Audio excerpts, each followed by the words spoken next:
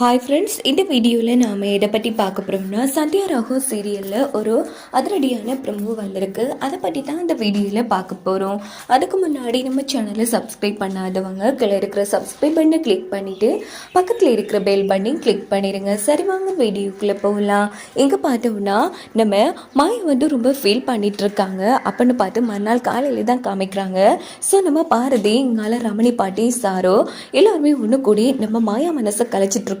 இங்க பாரு, 10 மணிக்கெல்லாம் அந்த புவனேஸ்வரி வீட்டுக்கு வந்துருவேன்னு சொல்லிட்டு போயிருக்கா. இன்னும் கொஞ்சம் நேரம் தான் இருக்கு 10 மணி ஆகுறதுக்கு.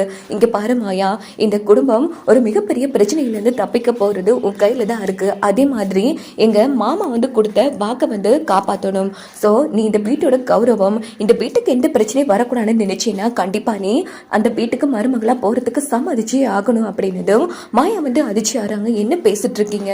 இது என்னோட வாழ்க்கை, இந்த குடும்ப கௌரவத்துக்காக என்னோட வாழ்க்கையை தொலைக்க சொல்றீங்களா? இங்க பாரு, நீ இந்த குடும்பம் ஒன்று எவ்வளோ அக்கறையா அன்பா பார்த்துக்கிறது, எவ்வளவுதான் பிரச்சனைகள் வந்தாலும் ரகுரா மாமா உனக்கு தானே சப்போர்ட்டிவா இருக்காரு.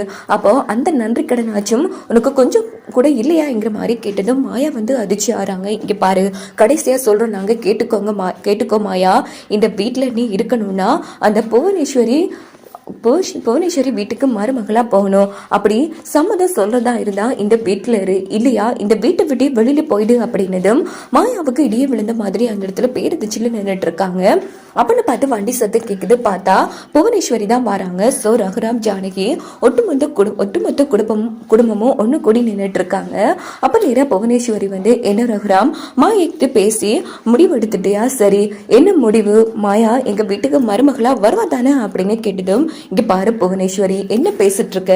நான் இந்த விஷயமா மாயா கிட்ட ஒரு வார்த்தை கூட பேசல அப்படின்னதும் புவனேஸ்வரி அதிர்ச்சி ஆறாங்க. என்ன ரகுராம், பெருசா என்ன வேணும்னு அவ்வளவு தெல்லா கேட்டீங்க, இப்ப என்னன்னா கொடுத்த வாக்க மீற போறீங்களா அப்படின்னு கேட்டதும் இங்க பாரு புவனேஸ்வரி, நீ என்கிட்ட இருக்கிற ஒரு விஷயத்தை கேட்டா தான் நான் உனக்கு கொடுத்த வாக்க காப்பாத்தி நான் தர முடியும். என்கிட்ட இல்லாத ஒரு விஷயத்தை கேட்டா நான் எப்படி உங்ககிட்ட கொடுக்கறது அப்படின்னு கேட்டதும் புவனேஸ்வரி அதிர்ச்சி ஆறாங்க. சரி ரகுராம், இப்போ என்னதான் சொல்ல வாரீங்க? இங்க பாரு, மாயா என்கிட்ட இல்லாத ஒரு பொருள்.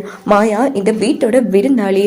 அவ விருப்பம் இல்லாம நான் எப்படி உங்ககிட்ட மாயாவை மருமகளா அனுப்புறது? அது மட்டும் இல்லாம எனக்கு சொந்தமா இருக்கிற பொருள்னா அது என்னோட பொண்ணு தனாதான். இப்போ நீ மாயாவுக்கு பதிலா தனாவை கேட்டிருக்க, கண்டிப்பா நான் சரி சொல்லிருப்பேன் அப்படின்னு சொன்னதும் தனலட்சுமி ஜானகி எல்லாரும் பேரதிர்ச்சியாகி நின்றுட்டு இருக்காங்க. இது கேட்டு புவனேஸ்வரி செம்மையா அந்த இடத்துல கேப்பி ஆகுறாங்க. ரகுராம், என்ன சொல்றீங்க? ஆமா, என்கிட்ட இல்லாத ஒரு பொருளை என்னால கொடுக்க முடியாது அப்படின்னதோ சரி, இப்போ நீ தான் சொல்லிட்டே ரகுராம், ஓகே, மாயா உங்ககிட்ட இல்லாத பொருள் விருந்தாளி. அப்போ மாயா எனக்கு வேணாம், நீ கொடுத்த வாக்க காப்பாத்தணும்ல. அப்போ உன் பொண்ணு தனாவை என் வீட்டுக்கு மருமகளை அனுப்புவை அப்படின்னு சொன்னதும் ரகுராம் எல்லாருமே பேரதிர்ச்சி ஆகுறாங்க. இதோட இந்த ப்ரோமோ முடிஞ்சிருது.